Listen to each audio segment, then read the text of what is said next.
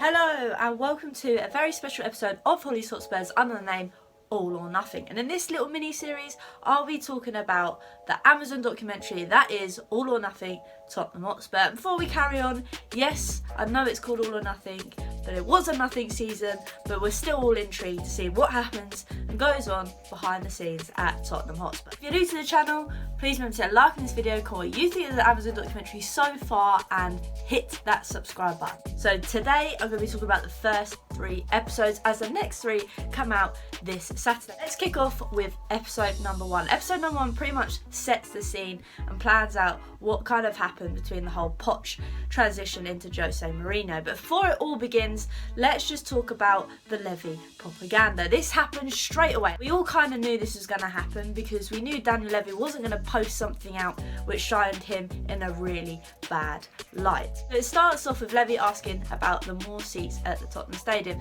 and then it talks about how everybody has different perceptions of Daniel Levy and how that he's not ambitious and he's this, that and the other. And I'm pretty much sat there thinking, as I say this all the time. But one thing I have to credit him on is the fact that he says he's run loads of different businesses and running a football team is definitely the hardest. And I don't discredit that. I think that's 100% true.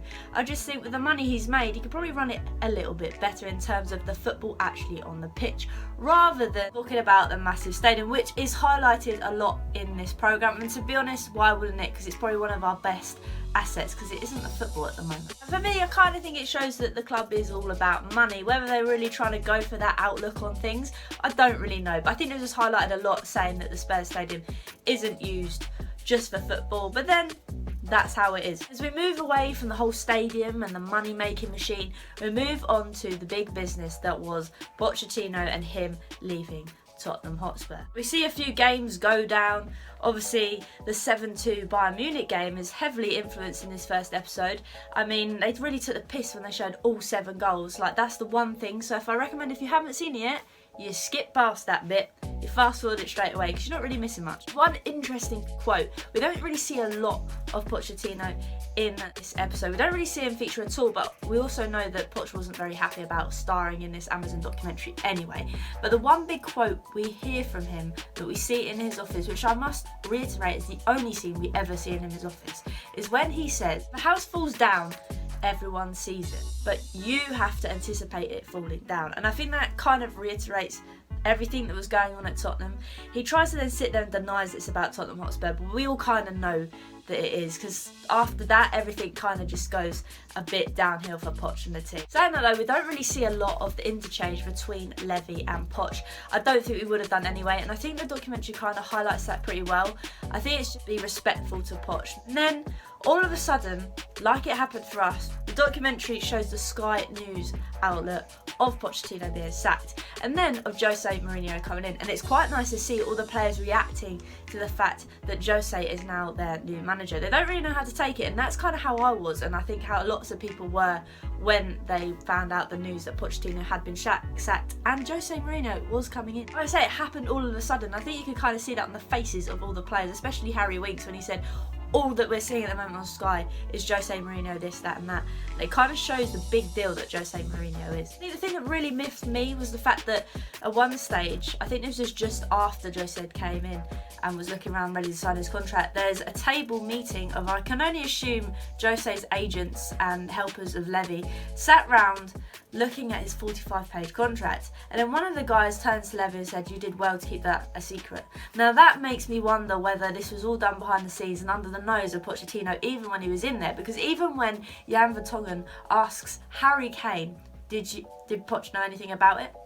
Harry Kane goes, "No, I spoke to him last night," and he didn't. So that to me kind of says that this was in the works for a very long time. The fact that the man was like, he kept this under wraps very well. Next scene, we see Jose setting up his new desk.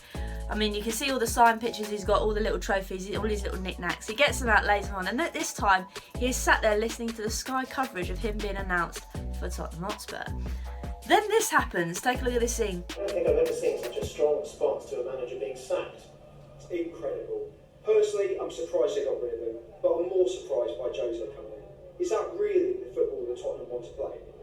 I don't agree, to be honest. He's won trophies at every club he's been to. You know, Champions League, La Liga, Premier League, everywhere. Now, I'm telling you, Mourinho is past his best.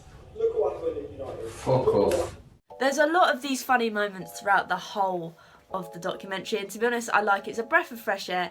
We'd all be thinking the same if Sky News were sagging us off, so it's quite nice to see Jose Mourinho in a human way. I think one of the key things that stood out to me in the first episode is when Jose held his first training session, and the thing that really stood out for me was when he called Dele Alli lazy.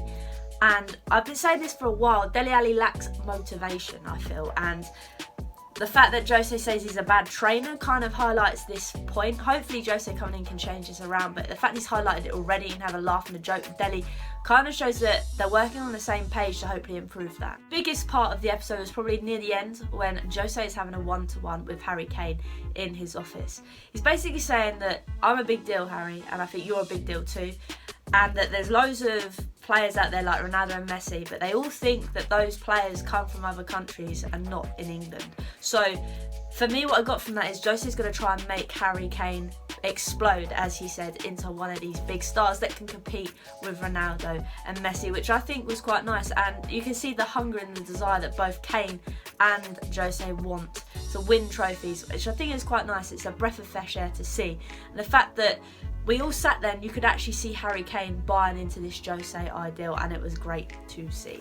So that pretty much sums up episode 1. It was quite meaty, to be fair. Obviously, we didn't see a lot of the Pochettino-Levy exchange, but I think it was quite respectful that they didn't have raging arguments on the TV screen. But yeah, apart from the Levy propaganda, it was a very good episode. Now, episode 2 goes straight into the West Ham game that we did win 3-2. And then it goes round and we sort of see all of the Lily White staff in the Lily White house meeting and greeting Jose Mourinho. It'd be quite interesting if he'd actually gone back and said hello to them, whether it was just for the cameras, we don't know. We get to see what the players do in the community, and it had to be Sergio Aurier, didn't it? To be fair, it kind of showed me what struggle Sergio Aurier has gone through, and credit to him going around to those schools saying hello to those kids and things, but still doesn't make me feel any better about his footballing abilities. And this was also pointed out in the episode when this happened in one of the games in the changing rooms. Serge, you are going to be one of the markers. Do you speak good English? I am afraid of you as a marker, because you are capable of doing a shit penalty with VAR. I mean, my prayers have been answered. Someone sees eye to eye with what I think. It was great to see that Jose Mourinho is also afraid of his right back, Serge Aurier, which I thought was quite comical as well, but also realistic. Like, we all think the same when he's defending. The only thing I thought was really weird in the whole 3 episodes that we saw, they never even touched on Hugo Lloris breaking his arm. That was in the Brighton game, and I was very miffed to see that it wasn't even talked about. Like, it wasn't even highlighted. The fact that Gazzaniga came in and played those games, weird. Maybe in the next couple of episodes we'll see Hugo Lloris coming back from injury. I don't know, but it's just strange not to have your captain featuring in many of those episodes. We saw him have a cameo in the first episode, but that was about it. Then we move on to what I think is the best part of episode 2, and that is the Olympiacos game.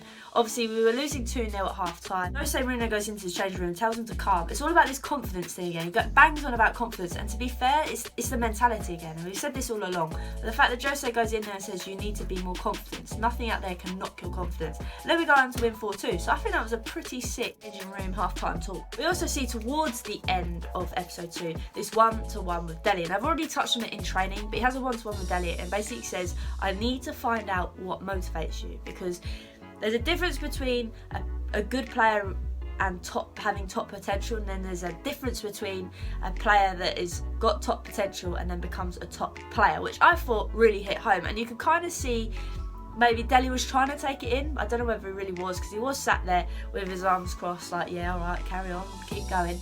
But I think Dele really needs to hear that, and to hear it from someone like Jose. I think Poch could have done that, but I don't think it would have settled very well. I just don't think Poch's words would have much of an impact, unlike Jose, who's been there, done it. We move to episode 3. We are nearly done. It's a Man United game, and to be honest, I was quite annoyed that we didn't really see much that was going in between the half-time talk, but then we get the debrief, and it basically shows that Jose Mourinho is saying, we don't have belief, we don't have a strong mentality. Then Harry Kane pipes up and says, it kind of happens all the time.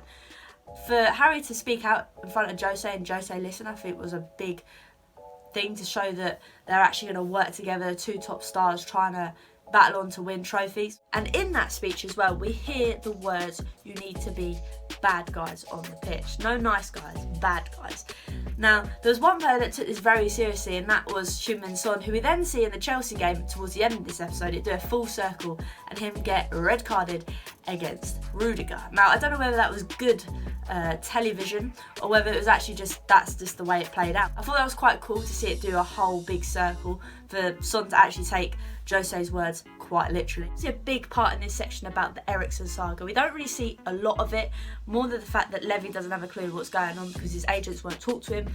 But I also feel like Eriksen at this point is like, you know what, you didn't let me have my move when I wanted to leave, so I'm going to keep you in the dark. But credit to him, Jose says, "I'll try again, but I don't know whether I'm going to be able to keep him to stay." Well, the player's heart's not in it, their heart's not in it. Although saying that, Eriksen did give his 2 weeks notice at the end of that Champions League final, so he was just coasting through towards the end of his contract to when he could leave in January. I mean, Jose did use him now and again. I think the biggest influence of that was in that game where he brought Dyer off, but still. The Eriksen saga is there, but it's not probably as much as we wanted to see. And the biggest part of this episode I thought was really nice was the Jan and Toby part, where we all kind of knew one of them was going to leave and one of them was going to go. We all know now who left, but looking at the ages, Jan being 33, Toby being 30, it was kind of inevitable that Jan was going to be the one that leaves. But I think the nicest part of this part where they're both talking was the fact that Toby says, "I think I've played more games with Jan Vertonghen than I haven't," which kind of symbolises how much those two love Tottenham and how much those two have been friends forever. It was also nice the other day to see these two in training for Belgium. But yeah, that's kind of it for the 3 episodes. I mean, there was a lot to talk about. I think the first episode was a lot more meatier than the other 2, but I think that's inevitable being the first one. But yeah, it was quite good. I'm really looking forward to the next 3. I think they come out on Saturday the 7th of September. So hopefully by then, if I can find the time, I'll do another 3 episode review. But until next time, keep your eyes peeled out because the season is coming up thick and fast.